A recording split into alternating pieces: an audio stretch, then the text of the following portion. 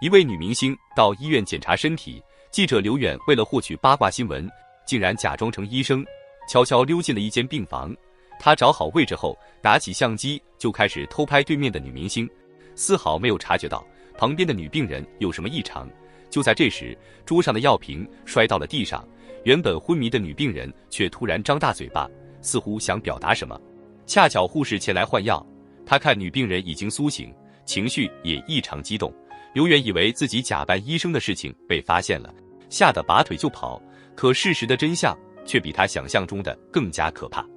原来病床上的女病人是一名植物人，她足足昏迷了3年，现在竟然奇迹般的醒了过来。虽然身体状况恢复得不错，但她失去了记忆，连自己的名字都不知道。她最后从护士那里得知，自己因为车祸被送进医院，手术之后就陷入了昏迷，期间没有人来探望过她。唯一能证明她身份的东西，便是她手上的手环，上面写着张丽2个字，应该就是她的名字。既然她现在没事了，就可以放心的出院了。可张丽不知道自己的家在哪里，就在她手足无措的时候，又再次碰到了记者刘远。刘远也听说了她的事情，知道她无家可归，便好心让她先住在自己的家里。两人在交谈中，刘远惊讶地发现，张丽对药物非常了解，所以他怀疑张丽以前从事的工作可能和医药方面有关。可张丽对过去的事情一无所知，更加不会知道自己曾经接触过这个行业里最黑暗的一面。为了帮他弄清楚身份，刘远带着他来到了派出所，想让警察帮忙寻找失踪人口的信息。但人海茫茫，想要找到又谈何容易呢？警察让他们回去等消息。无奈之下，张丽决定先找一份工作。在刘远的帮助下，他得到了一张假的身份证和学历证明。凭借对药物的熟悉，他很快就找到了一份不错的工作，在当地有名的方辰药业当药检员。上班才几天，他就接触到了公司正在研发的一款新药，名叫丁西卡因。这是一种仿制药，因为研发新药的话，需要花费大量的人力和物力，而且过程也非常漫长。从前期研发到投入市场，最少也要7、8年，所以仿制药是很多药企的常规操作。张丽对这份工作非常用心，甚至还经常加班。他的努力也得到了领导刘经理的赏识。这天，刘经理给他递过来一份资料，是有关丁西卡因这款新药的，相关的文件要上报给药监局，所以需要检查一下手续是否齐全，里面的内容也要核对仔细。张丽不敢怠慢，可他在整理资料的时候发现，文件上面显示这款新药已经做过临床实验，但他问过相关的医生，对方却矢口否认了，还表示自己没有替方辰药业做过任何临床实验，这让张丽十分疑惑。他又回到公司和刘经理核实，刘经理却轻描淡写地说，这种临床实验不是最重要的，等药监局的批文拿下来再做也不迟。这样的说法让张丽十分惊讶。如果没有经过严格的临床实验，病人用药之后身体有问题该怎么办呢？而且他发现最近有个男人经常在公司的门口闹事，一问才知道他的女儿在手术时用了公司生产的一种麻醉剂，结果发生了意外，一直到现在还是昏迷不醒。刘经理又告诉他，那种麻醉剂名叫英非他命，现在已经停产了，而且那件事情是改制前的医疗纠纷，和现在的公司没什么关系。他让张丽不要多管闲事，专心做好分内的事情才最重要。可张丽的心里却七上八下的，于是就把自己的疑惑告诉了刘远。身为记者的刘远也觉得事有蹊跷，那款停产的麻醉剂可能有问题，当中也许有什么不可告人的秘密，所以他决定和张丽一起把事情调查清楚，这样还能做个独家新闻。于是两人来到了闹事男子的家，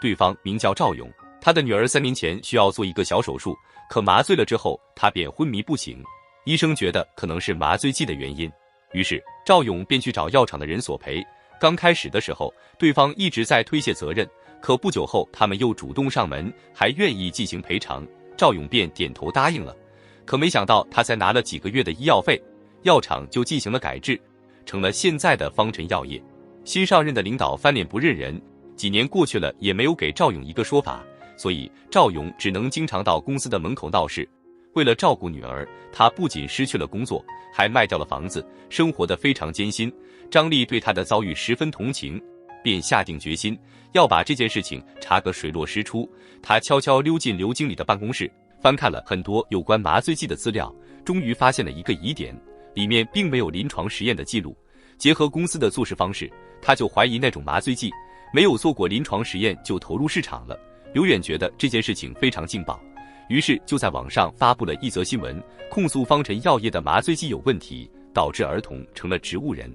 这则新闻很快就上了热搜，投资人看到后就立马解除了和方辰药业的合作。而刘远作为始作俑者，也遭到了对方的报复。这天晚上，他刚回家就被几个蒙面人偷袭，随后还打断了他的右手。张丽赶到医院后哭得泣不成声，如果不是自己一意孤行，刘远也不会受到伤害。可刘远并没有做出妥协，还准备将麻醉剂的事情一查到底。他们首先找来了一位律师，专门替赵勇打官司，然后又去各个医院了解情况。一问才知道，张丽车祸之后昏迷不醒，也是因为手术的过程中使用了那款麻醉剂，可那款麻醉剂已经停产，相关的文件也被销毁了。如果没有证据，是不能够给公司定罪的。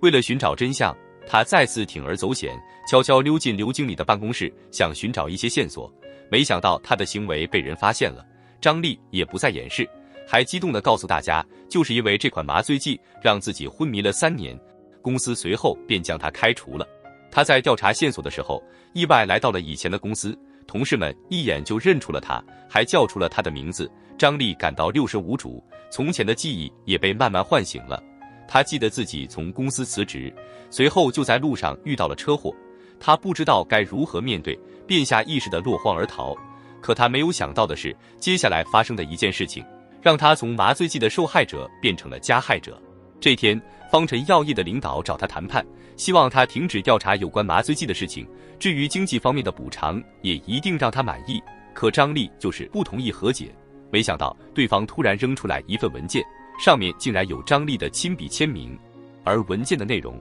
正是有关那款麻醉剂的审批和申报。原来张丽以前在公司也是当经理的，他拿到文件后也是让手下先搞定药监局的批文，临床实验的手续以后再补。如果他继续揭发方辰药业的内幕，也会把自己送上法庭，因为他以前也是黑心药企中的一员。面对这样的事实，他有些无法接受，于是就让刘远送自己回家。多年未见的母亲看到女儿的归来，哭得泪流满面，而张丽的心里也充满了悔恨。她以前在药企负责报批，当时同行们的统一做法都是先向药监局申报，再补临床实验的手续，这样才能赚钱赚得快。所以张丽也觉得自己的做法没什么不妥，而自己车祸后昏迷了3年，可能就是报应。没过多久，刘远接到了一个电话，原来是赵勇的女儿出事了。方辰药业为了息事宁人，便哄骗赵勇夫妇签下了赔偿协议。没想到他们出门之后，女儿因为痰咳不出来，直接没了性命。在葬礼上，夫妻2人哭得撕心裂肺，张丽的内心愧疚不已，她决定不再逃避，而是选择自首，还揭发了方辰药业制造并售卖假药的内幕。不久后，方辰药业被警方调查，对相关人员也进行了抓捕，真相终于大白于天下。但张丽也将自己送进了监狱。让人庆幸的是，她和刘远在朝夕相处中已经有了好感，相信出狱以后2人也可以重新生活。张丽经历一场车祸后死而复生，她在良心和利益之间重新做出了选择，这需要很大的勇气。而现实生活中，有很多人为了一己私利，被社会阴暗的游戏规则毒害。和肉体麻木的植物人相比，思想的麻木更让人惶恐不安。好了，故事就说到这里，喜欢记得关注我，我们下期再见。